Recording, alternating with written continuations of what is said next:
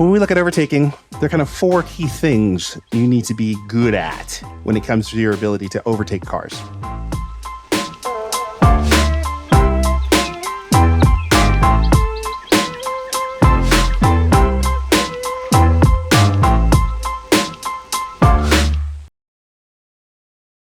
Number 1, you need to know where you are on the track, the racing line, and what corner you're in. Number 2, you need to be able to identify your opponent's weaknesses clearly. Are they slow somewhere? Are they wobbly behind other cars? Do they drive worse when you're tailgating them? Those sorts of things, right? Have a plan of attack ahead of time. And then the 4th bit is you need to be able to leave racing room for your opponents on both sides. So everyone just needs to go and learn track maps. If you don't know the types of corners, if you don't know their angle of attack, the inclination, if you don't know those things, it's very difficult. Learning turn numbers makes that easier because then mentally you can just kind of set up your preparation more quickly. Because there are a lot of places where like trying to make a pass doesn't really help you. Right. So like, for example, turn 7 on Paul Ricard is a place where there's a long straightaway with a lot of open space. So if you are the lead car coming out of that corner, you're the first car to hit a big wall of open air and you go the slowest. So it may not make sense to pass a car coming out of turn 7 and lead it down the straight because you are the most susceptible to being drafted. And then when you get to 8 and 9, you're the weakest. You don't want that. Just because you catch someone immediately doesn't mean you have to overtake them immediately. There are certain times where a premature pass will leave you vulnerable. There are also times where a half-hearted pass will also leave you vulnerable, either because you didn't get it done soon enough or because it makes your opponent aware of you and now they will be overly defensive, which also makes you slower. And so the more information you can gather about setting up your attack, the more likely you're going to be effective in having absolute advantage, not just kind of like tickling them and hoping that it works. So we talk about this a lot, and I think a lot of people have probably been on the negative side of this, which is having a lack of patience. Patience is critical for good racing because you need to be able to pass every car without breaking your car. And that requires a little bit of preparation because a bunch of stuff is happening. So when you are racing other people, you need to be paying attention to them because they will give you key information on how we race that particular person. Some people, for example, don't know the racing line. And so it's easy to pass them because they're just slow everywhere. So you don't need to do a lot of preparation. Other folks are faster and they know the racing line. So you can't just throw your car up next to them. They have enough experience and spatial awareness to say, hey, that car won't make it. So I don't need to adjust for them. You lose out entirely and they just drive away. That's no good. So you'll need to follow them and watch them and pay attention, pull up some information. As you get more experience with racing, you'll start to kind of look at the bigger picture of an overall battle and say, if I'm in 3rd and I'm trying to go for the lead, does it make sense to try to battle a guy for 2nd early on if the leader gets away? Because even if I pass the guy for 2nd, I'm still only going to be in 2nd and I want to win. So shouldn't we all get into a train and work together and battle when it's more appropriate? Either we're farther away from the guy in 4th place, or we're catching a piece of lap traffic where it's easy for me, or it's in a pit stop when there's a big change in delta. You know, it doesn't mean don't pass, right? If someone gives you an easy goal, take it.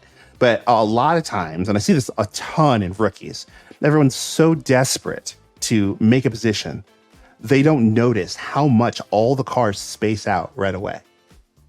And so the guy in 15th only ends up in like 14th because the other guys in front of them all drove away.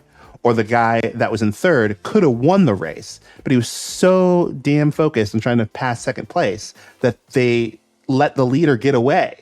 And so now there's a 10-second lead gap they have to close down. And that's impossibly hard, where if they'd all stayed together, it could have been a 3-second gap, could have been a 2-second gap. And that's much, much easier. So sometimes not doing anything is the best way to prepare to do something later, rather than desperately doing something badly that doesn't come off the way that you want. Okay, so we're going to do a quick example of what do you look for when trying to set up a pass. Right? There are 3 key things in this shot that are going to tell me that a pass is likely to come soon. So the first question you're asking, am I close enough to my opponent with the speed we're carrying? I know it's a static image, but in this case we were. So I know I've got momentum on him. I know I've got speed on him. That's good. Is he on the racing line? No, which is a huge indicator that he will be slower than me as we go around the corner and on the next exit. And then importantly, is there ample room for me to get alongside him coming out of this corner? Yes. So with all of these things being true, I have a good opportunity to try to make a pass, right? A lot of folks aren't paying attention to one of those three things as they're driving around. So they will, and I've got some screenshots of some, offline driving that kind of might drive this a little bit home soon. But like they will be on an equally as bad line as their opponent, or they won't be moving quickly enough because they're too close, or they're, trying to do something too far behind. Or most importantly, the corner that's coming up doesn't really give you enough time to negotiate next to them and do anything. And so they get all up alongside them with no real plan. And then they're just kind of there, and then they're just kind of squeezed. Or they do the move too late, and there's not enough room, and they're just kind of squeezed, right? So a lot of moves you see that are done with confidence is because there's enough room for us to do everything. There's speed, there's space, and there's room, right? If I've got all those things, I can do something with it. If I don't, I might have to wait. As you start to race more and race more cars more, you'll start to get more sensitive to positioning. And sometimes you can position your opponent on a bad line on purpose if they're not paying attention. And that kind of leads perfectly into the third point, right? Have a plan of attack ahead of time, right? So is our opponent consistently missing the same corner? Because if they are, that's great. I can plan for that and really set up a clean pass. I don't have to desperately scrabble, right? Am I dramatically faster than somebody several laps in a row, or like a really noticeable run on somebody? And if so, why, right? Like if we're both on the racing line and I just have a big run on somebody, like that's interesting, right? And that might be something I might want to use a little later, right? One thing that a lot of people don't really pay attention to is there traffic ahead or some obstacle ahead that will slow down my opponent for me if we just wait a little bit? I don't need to do all the work. I just need to pass the guy in front of me. So if I can use other things to make the work easier for me, I'm going to use that rather than forcing things. Because the more I force it, the more information I'm giving the guy I'm trying to pass that, hey man, this car behind you is trying to pass you, and he will change his driving eventually. So I need to be able to do it in a way that is clear and decisive, but also doesn't give my opponent enough time to come up with their own strategy. Because once they have their own strategy, I have to come up with a new one, and that sucks. In cases where you can manipulate the cars around you to your advantage, you want to do that. Because if I'm in 18th and I'm racing the guy for 17th, I don't want to have to pass my opponent and then slow down. I want to get my spending done early. I would like to slow down early and then spend the rest of the time going fast. So I'm going to use the guy that's in the lead to open a door for me. Proper racing is about two or more cars being able to negotiate safely without killing each other, right? The car that's passing needs to be able to have enough space and not kill the guy in front. But also the car being passed also has to leave space so that they don't get killed. A larger part of the responsibility is always going to be on the passing car because they are entering the engagement. So there needs to be adequate space. They need to have found the right place on the racetrack. They need to kind of set the presentation before they get started. So there's not a lot for the car being passed to do except for like not squeezing them off the road and not killing them. The photo on the left, I call not enough overlap, right? Yeah, okay, I know a car is there. Yeah, I know he's kind of in that little blind spot. The car in front can't see me, so I'm going to more likely drive into his rear fender, right? Shot on the right, more mirror to mirror, right? We're negotiating equally together. It's easier for the car that's being passed to see this big old pink car, and now we have to negotiate together to both make it through the corner. And it's better. It's just better. Just.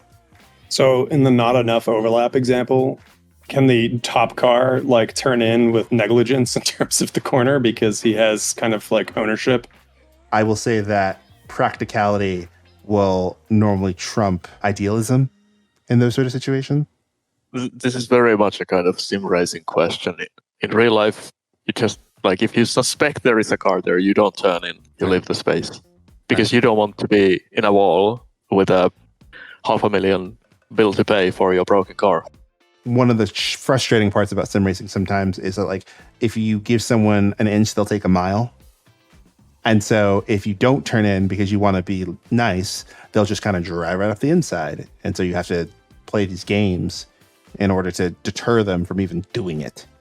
because there's still room in a lot of corners where I can take up half the racetrack and give you ample room to maneuver, but I'm removing your line choices on exit without really hampering myself that much, right? I don't have to go to the apex. I don't have to go through the corner at full speed, right? There's no rule in the rule book that says that all drivers must be on the ideal racing line at all times, going maximum speed at all times.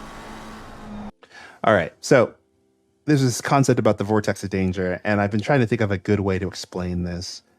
In my mind, the way that I explain the vortex of danger is when a passing car puts themselves into a position that they are going to have a collision with the car that they are trying to pass when they can't see them. So in a lot of cases, it is after the car ahead has started to turn into for a corner and their vision is looking down track. They are no longer looking for you or trying to position for you. So, you know, and we kind of all know where that is. Like as we start to get off the brakes and the car starts to turn, we don't think about what's behind us anymore. We think about hitting the apex and getting the road in front. So if you are trying to save your passing to the very, very last minute, you often find yourself in this entry vortex of danger where like basically you're in the lead car's blind spot, you know, physically and also a little bit emotionally.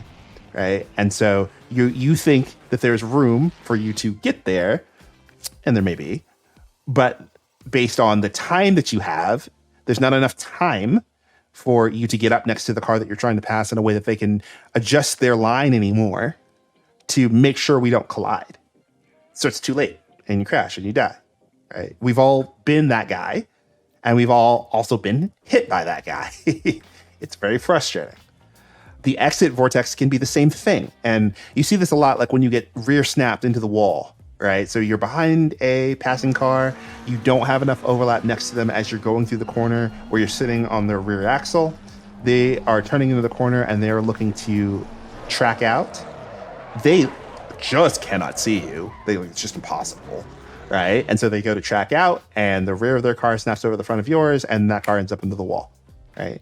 That's also because the car behind is putting themselves in an exit vortex of danger where just the lead car just doesn't even know that they're there. The TLDR of this is, you know, really try to anticipate the path of the car in front of you of where they're going and don't put yourself where they're going to go so that you don't die. Don't go into the closing gap. Mm-hmm. I'll also add to this, it's not just, the vortex of danger is not just about the driver in front being aware of where you are. They also, once they commit to the corner, they may not be able to change their line. It's less of a thing in a GT3 car because it has very good brakes, lots of aero, everything. But especially if you drive a lot in the GT4s or even the M2 and some other low grip cars, usually once you are committed to your line, you cannot tighten it. Like you can't touch the brakes mid-corner to tighten the line. That will just snap the car or understeer even more. Even if you lift on the exit, you might still track out and run the other guy to the wall. So going into these gaps once the car in front is fully committed is just suicide. Mm-hmm. This is about as much overlap as you may need in a lot of cases. Enough to be visible. Right? Like you don't need to have the whole car. You don't need to see the rear fender. You don't need to see, but it does need to be enough that you can, you know, hey man, don't turn. Right? Because he needs to be able to negotiate this, right? At this point, he's got a lot of choices he can make. He could break in a straight line and let me continue this thing. He can try to go around the outside of me if he feels like he can commit to it early enough. Sometimes the pass is just done and it's just better to not fight back because you just got passed. And it's cheaper and faster to just let the pass be over and slip right back on the racing line. Again, anytime you're not on the optimal line, losing time. So when you see people going too wide for corner after corner after corner, yeah, it's really exciting, but slow as shit. So when I'm following cars like this, I love watching them go too wide because they're slow. It's fresh meat. It's blood in the water, right? They're going slower. I need them to go slower because I'm trying to pass those two. Right. So where you can, try to just let passes be as seamless as possible, get right back on the racing line and get right back up to speed. Because the more you spend tickling around with each other, the more vulnerable you'll be to the cars behind, or the more likely the car in front of you will drive away if you're not fighting for the lead of the race.